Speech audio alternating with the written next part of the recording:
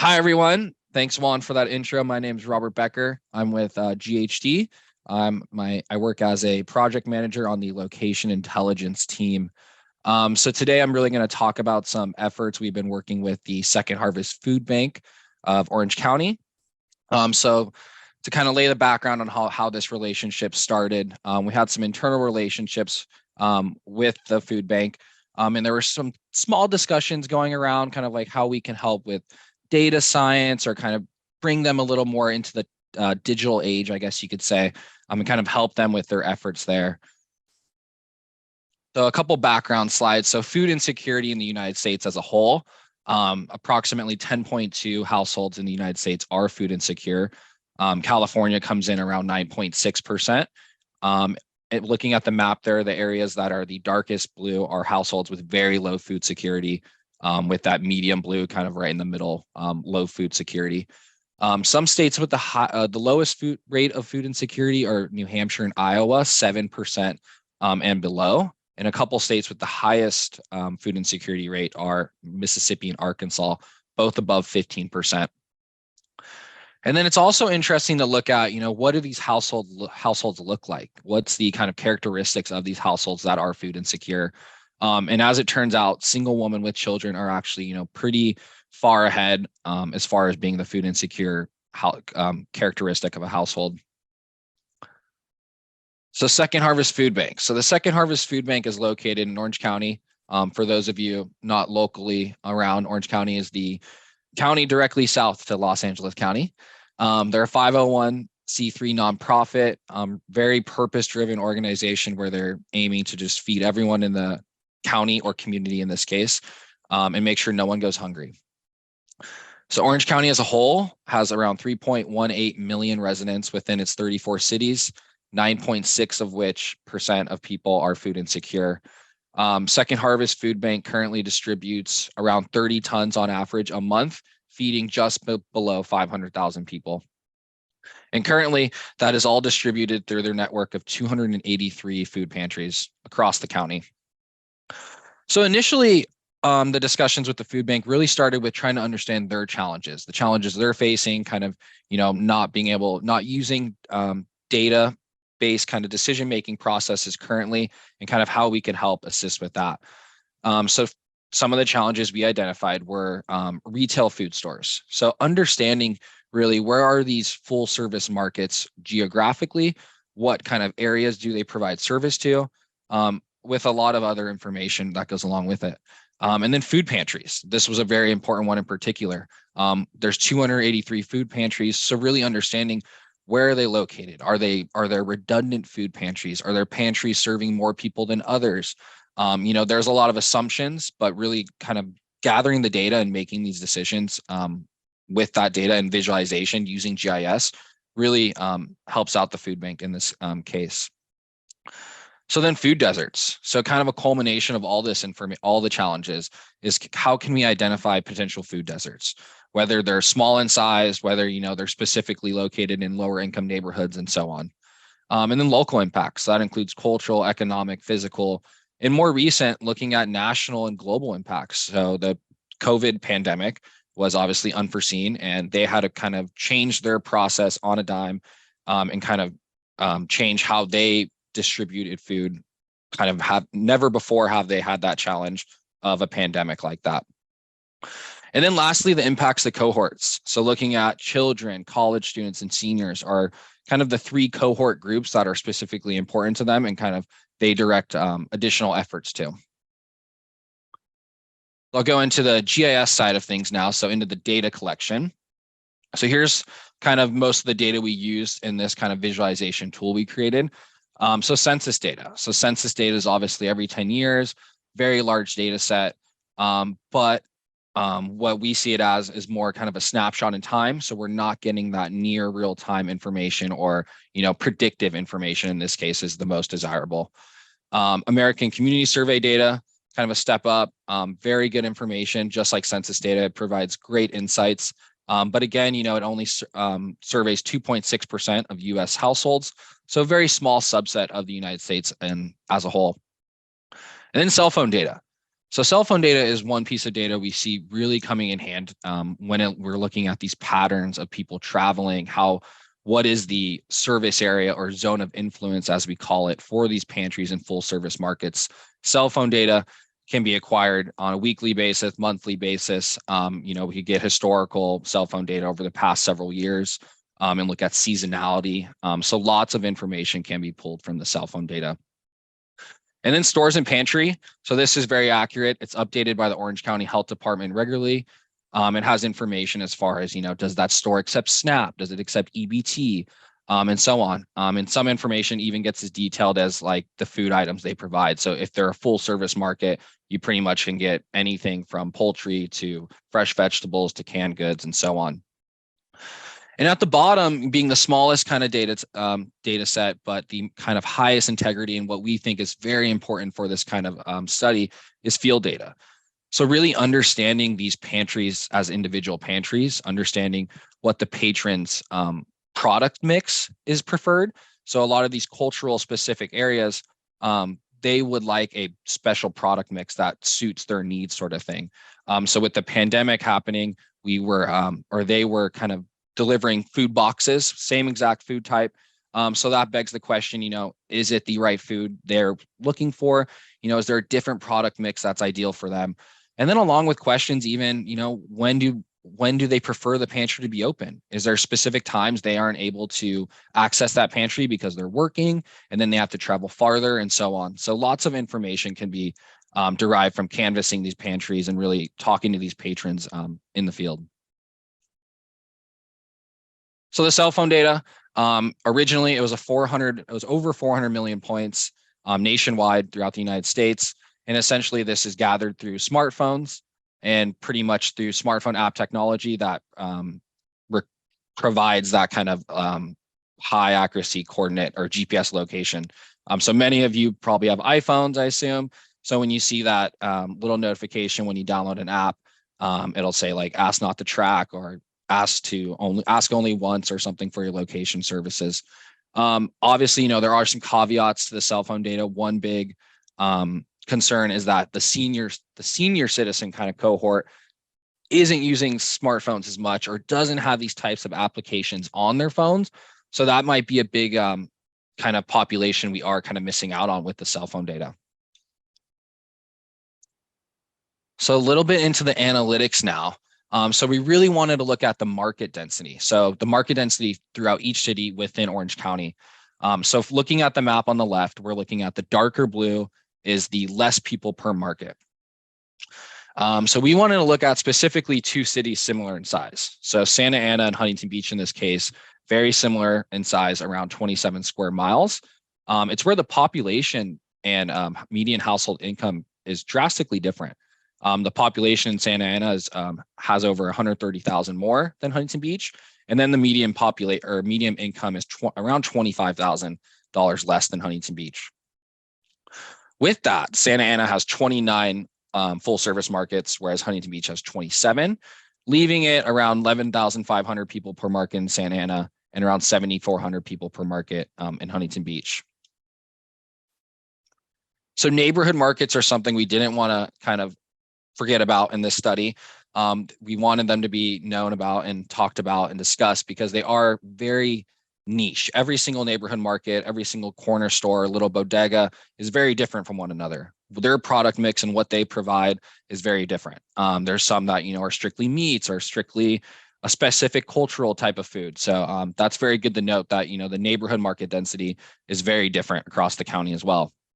So going from left to right again, we see in most places it actually kind of flips in this case. So in the cities we've chose, Huntington Beach now has 11 neighborhood markets, or one neighborhood market per around 18,000 people, whereas Santa Ana has a drastic increase in neighborhood markets, so around 60, equaling out to being around 5,500 people per store. So some more on the cell phone data. The data was derived from a private party. It was received digitally. We parsed it down into around a little under 100,000 points from that 400 million plus data set. So that 100,000 points was strictly in and around Orange County. It was definitely a snapshot in time because it was only of the month of February of 2022. So this was kind of just to kind of get our bearings and try to understand the data and see how we could kind of use this data for this type of analysis. So what we really derived from it was distance traveled and then frequency traveled. Of course, there's outliers in the data. I don't think someone's driving 100 miles to go to, their local Whole Foods or something. So there's, little ambiguities in the data as well. So now we're going to break down the cell phone data even a little further. So this is looking at distance traveled for large and medium markets or full service markets.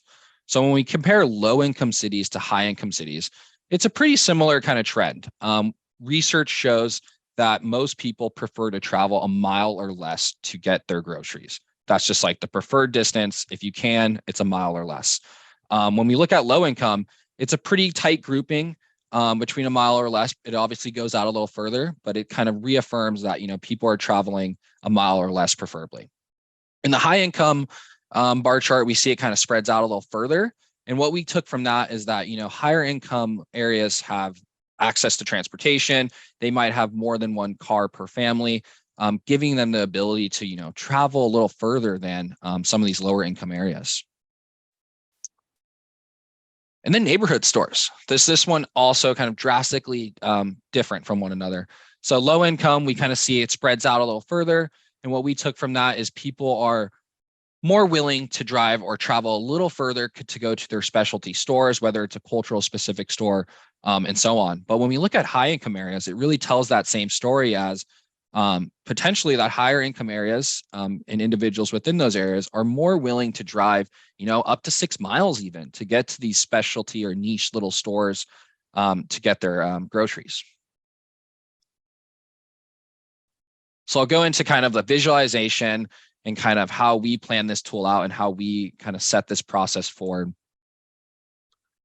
So we start by really kind of selecting a focus area. So in this case, we're looking at the city of Santa Ana and more specifically the zip code 92704.